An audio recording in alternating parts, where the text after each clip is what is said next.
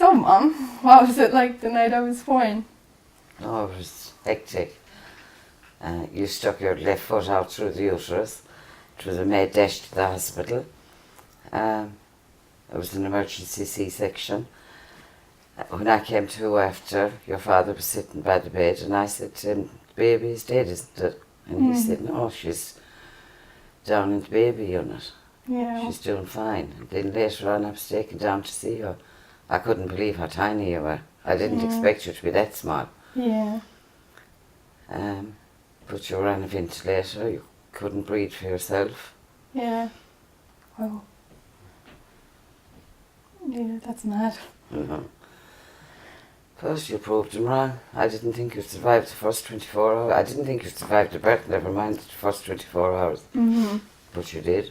And what was I like then? How did I progress in the hospital? Like, I know I spent 4 months there, but was that tough on the family? Oh yeah, it was a slow progress.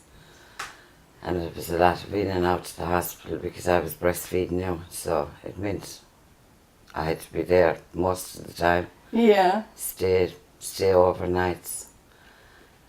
On the Thursday night after you were born, actually, the doctors called me down and they said that there was no more they could do for you, that they were losing you. And they asked me if there was anything I wanted, and I said that I'd like you confirmed. And I gave her my grandmother's name. And after that, the doctor said to me, it's nothing we did. That she's doing this on her own. Yeah. You were back up and running. And they took you off the ventilator again, and you never went back on it after that. Wow. And it was just slow, steady progress after that. And you just grew and got bigger, and they kept you in that until you were up to a normal birth weight. Yeah. I think I came home then in May, wasn't it? No, you came home. You came home the day Anya and Ellen got their school holidays. Oh, yeah. So it would have been like the last day in June. Yeah, and then Mary was born. Mary was born in February. In February. And I would have just been over a year. Yeah, you would have been a year in January. And it was then when Mary started to progress and stand up and, holding on to things. And I said to your father, Kate isn't doing any of these things. Even though I was older. 13 months older. So then we went back and I got an appointment with Dr. O'Mahony, but when I actually went back, it was one of his understudies was there, a foreign guy. And he just kept saying to me, oh, you should be thanking God that Kate is so good. I said, I do thank God, but I said, if there's more that can be done for her. But eventually I got an appointment with Dr. O'Mahony. And this was to see why I wasn't progressing. And what he said to me was, he said, Kate was doing so well, I was hoping she was going to prove us wrong. And just then he diagnosed you with cerebral palsy, and he said, she's going to spend the rest of her life in a wheelchair. And I remember looking at him and saying, over my dead body.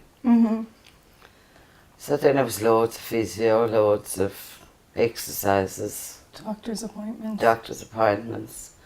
And eventually I got you walking, and you got yourself walking. But with your support, And we had, in Arden Crusher, we had a long, narrow hallway. And you take a few steps, and eventually you could almost walk. You could almost go the length of it, using the wall. What was that like now? What was it like watching me, and not being able to do anything, but watching me progress slowly but surely, even though the doctors had said, yeah, she's not going to walk, she's not. How did you feel about it, Well, I really never believed them. Yeah. Because I thought, well, if it's possible. Yeah. She's going to walk. Yeah. And you know, then you started little by little. Then you used to say to me, "Oh, can I show Daddy this evening?" I said, "No, not until you walked full into the hall. Yeah. This is our secret." Yeah, our little secret. And eventually, you did walk till into the hall, and we showed them, and they couldn't believe it. Yeah. And what was Dad like then when I walked? Oh, he just started bawling. Yeah, that's lovely. He couldn't believe it. And then when I started school, like, you know, you obviously put me into mainstream education. Yeah, you went to mainstream national school. Of course, Mary nearly died when you went because she didn't want you to go. Because she was left at home alone. Yeah. But you did fine in school.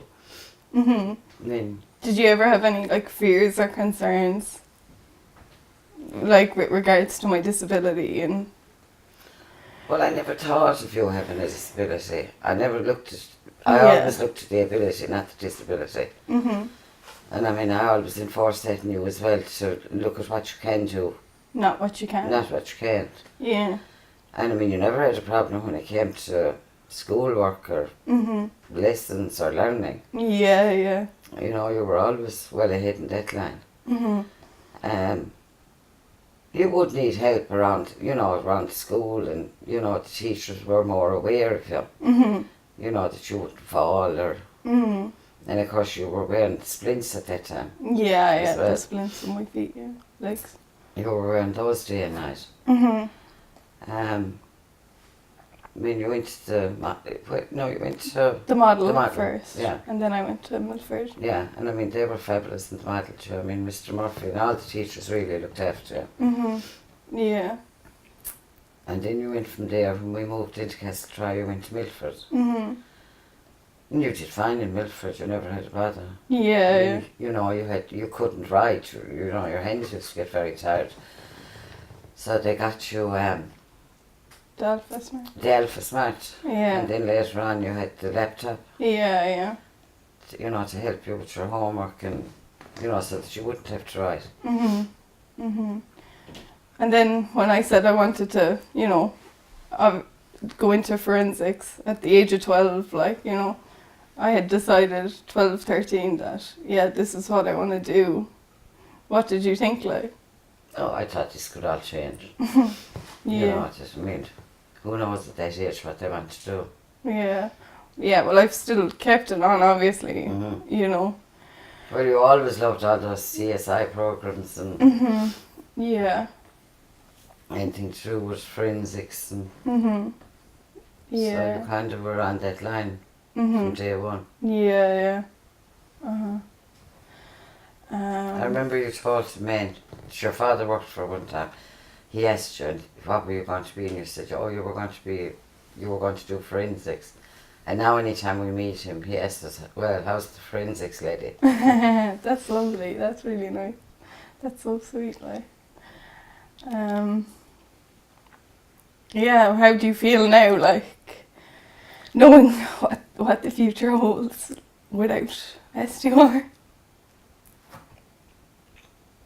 There isn't going to be a future without SDR. There's going to be SDR. Yeah. That's a given. We just need the public's help to get there. And you'll get there. You've never let anything beat you yet. Yeah. So don't be getting upset. We'll do it together. We'll do it. Will it? We proved them all wrong so far. Yeah, true.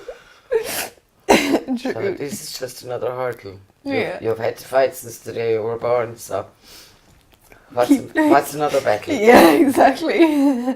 Very true. So you'll be fine, you'll get there, you'll do it. Yeah. With all you need is a little bit of help from the public. Yeah. And you. Yeah. They'll give it to you. Okay. Yeah. You'll do it. Thanks, man.